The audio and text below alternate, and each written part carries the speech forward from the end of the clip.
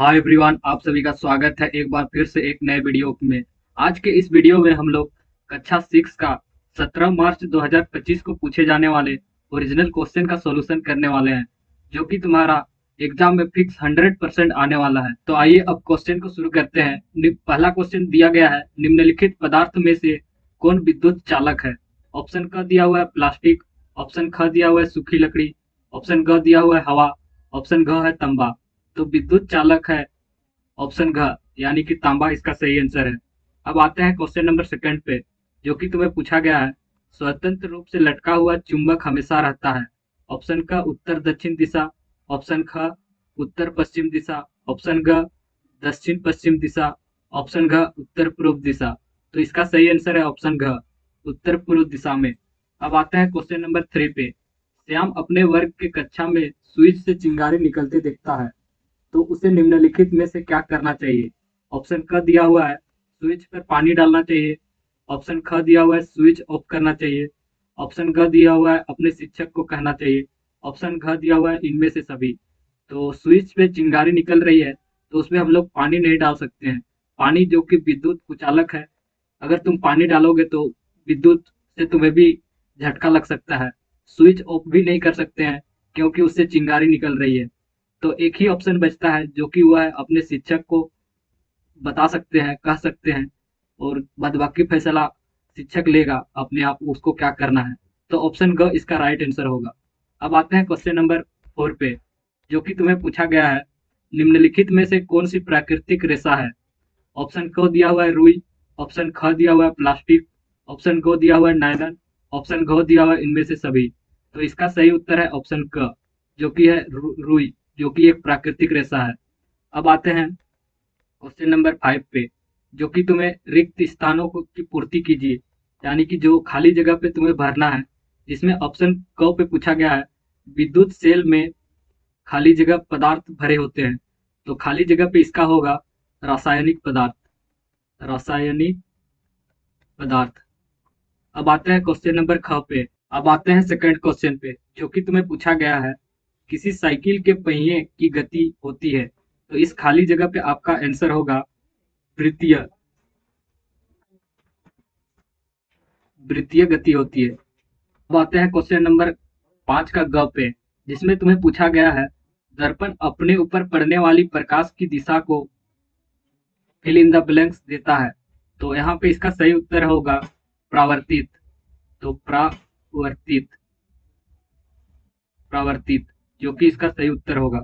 अब आते हैं क्वेश्चन नंबर घ पे, जो कि तुम्हें पूछा गया है, धागा फिल इन द ब्लैंक से बनता है। तो धागा जो कि बनता है रेशो से, तो इसका सही उत्तर होगा रेशो। अब आते हैं क्वेश्चन नंबर 6 पे, जो कि तुम्हें पूछा गया है, निम्नलिखित कथनों के सामने सही या गलत चिन्ह लगाएं। जिसमें पहला क्वेश्चन है, टर्च के बल्ब के तंतु से भंग रहने पर बल्ब दीप होता है। तो इसका सही उत्तर होगा, यह गलत होगा। तो इसके सामने तुम्हें गलत या फिर गलत इस तरह से लिखना है। अब आते हैं सेकंड क्वेश्चन पे, जो कि तुम्हें पूछा गया है, प्रतिबिंब हमेशा काली होती है। तो यह उत्तर सही नहीं होगा, तो यह भी गलत होगा।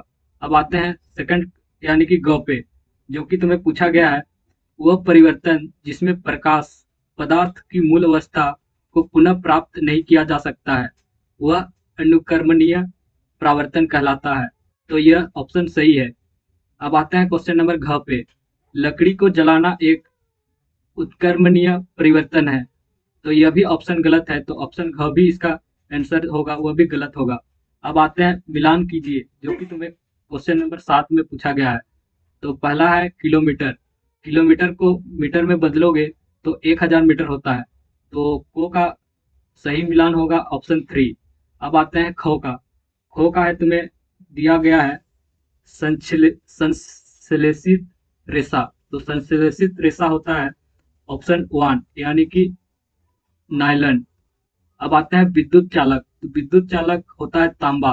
तो ऑप्शन गो का होगा सेकंड, यानी कि तांबा पे। तो चुंबकीय पदार्थ जो कि होता है निकेल, तो घ का 4 से मिलान होगा। तो यह तुम्हारा सही मिलान होगा, जो कि तुम्हारा फिक्स 2 मार्क्स दिला रहा होगा। अब आते हैं खंड घ का, यानी कि बी का, जो कि तुम्हें पूछा गया है, रुई तथा जूट पादप में कितने भागों से प्राप्त होते हैं? तो इसका सही उत्तर देख सकते हो, जो कि तुम्हें लिखना है। रुई तथा जूट पादप किन भागों से प्राप्त होता है? तो रुई कपास के पौधों के फल से प्राप्त होता है, और जूट जो कि जूट के पौधों के तने से प्राप्त होता है। यह तुम्हारा क्वेश्चन 8 का आंसर है। अब आते हैं क्वेश्चन नंबर 9 पे, जो कि तुम्हें पूछा गया है। मानक की लंबाई 1.55 मीटर है, तो इसे सेंटीमीटर तथा मिलीमीटर में व्यक्त कीजिए। तो इसकी लंबाई है 1.55 मीटर, और 1 मीटर में होता है 100 सेंटीमीटर। तो 1.55 मीटर को तुम 100 से मल्टीप्लाई करोगे तो वह 155 सेंटीमीटर में बदल जाएगा। तो 1.55 को गुना करोगे 100 से, तो इसका मान निकल के आएगा 155 सेंटीमीटर, जो कि तुम देख सकते हो। और इसी को तुम मिलीमीटर में बदलोगे तो 1000 से गुना करना होगा। तो 1.55 को तुम 1000 से गुना करोगे तो इसका मान निकल के आएगा 1550 मिलीमीटर, जो कि इसका आंसर होगा, जो कि तुम देख सकते हो। अब आते हैं क्वेश्चन नंबर 10 पे, जो कि तुम्हें पूछा जाएगा। प्रकाश कैसे गमन करता है? तो यानी कि प्रकाश किस तरह से ट्रैवल करता है? तो प्रकाश जो कि सीधी रेखा में गमन करता है, इसका उत्तर होगा। अब आते हैं क्वेश्चन नंबर 11 पे, जो कि तुम्हें पूछा जाएगा। बर्फ पिघल कर जल बनता है, यह किस प्रकार का परिवर्तन है? तो इसका सही उत्तर है, यह एक भौतिक परिवर्तन है। अब आते हैं क्वेश्चन नंबर 12 पे, जो कि तुम्हें पूछे जाने वाला है। आपके घर में स्विच की मरम्मत करते समय विद्युत मिस्त्री रबड़ के दस्ताने क्यों पहनते हैं? तो इसका उत्तर है, रबड़ विद्युत का कुचालक होता है, यानी कि रबड़ से विद्युत ट्रेवल नहीं कर सकता है। रबड़ के थ्रू बिजली पार नहीं हो सकता है एक जगह से दूसरे जगह। इसीलिए विद्युत मिस्त्री रबड़ के दस्ताने पहनते हैं, ताकि उन्हें बिजली का झटका ना लगे। अब आते हैं खंड यानी कि खंड सी, लघु उत्तरीय प्रश्न पे, जो कि तुम्हें पूछे जाने वाला है। किसी चलती हुई साइकिल के पहिए तथा चलते हुए छत के पंखे की गतियों में समानताएं और असमानताएं लिखिए। तो इसकी समानताएं होगी वह है, दोनों गति वृत्तीय होती है, और असमानताएं होगी साइकिल की पहिया गति स्थानांतरीय होती है, जबकि छत के पंखे गति सिर्फ वृत्तीय होती है। अब आते हैं क्वेश्चन नंबर 14 पे, जो कि तुम्हें पूछा जाएगा। विद्युत चालक और विद्युत रोधी क्या होते हैं? उदाहरण के साथ स्पष्ट करें। तो विद्युत चालक वे पदार्थ जो विद्युत धारा को अपने से गुजारने देते हैं, उसे विद्युत चालक कहते हैं। उदाहरण जैसे कि तांबा, लोहा। अब विद्युत रोधी, तो इसका उदाहरण होगा और परिभाषा होगा, पदार्थ जो विद्युत धारा को अपने से गुजरने नहीं देते हैं, उसे विद्युत रोधी कहते हैं। उदाहरण रबड़, लकड़ी। अब आते हैं क्वेश्चन नंबर 15 पे, जो कि तुम्हें पूछा जाएगा। रेशों से धागा निर्मित करने की प्रक्रिया स्पष्ट कीजिए। तो रेशों से धागा बनने की प्रक्रिया को हम लोग कताई कहते हैं। इस प्रक्रिया में रुई का एक पुंज रेशों से खींचकर ऐंठते हैं, जिससे रेशे आसपास आ जाते हैं और धागा बन जाता है। अब आते हैं क्वेश्चन नंबर 16 पे।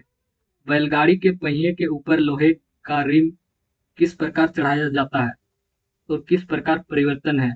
तो इसका सही उत्तर है, बैलगाड़ी के पहिए के ऊपर लोहे का रिम चढ़ाने के लिए रिम को गर्म किया जाता है, जिससे उसका आकार थोड़ा बड़ा हो जाता है। फिर वह पहिए पर चढ़कर ठंडा हो जाता है, और ठंडा होने पर रिम सिकुड़ कर पहिए पर कस जाता है, और यह एक भौतिक परिवर्तन है। अब आगे का क्वेश्चन, जो कि तुम्हें पूछा गया है। चुंबक के गुण लिखिए। तो चुंबक का गुण जो कि तुम्हें दिया हुआ है, यह तुम अपने खुद से पढ़ के लिख सकते हो। और अगर वीडियो पसंद आया और इसी तरह के वीडियो पाना चाहते हो तो चैनल को सब्सक्राइब करो और दोस्तों के साथ शेयर करो। मिलते हैं एक और नए वीडियो के साथ। तो ये सारे आंसर तुम खुद से नोट कर लो।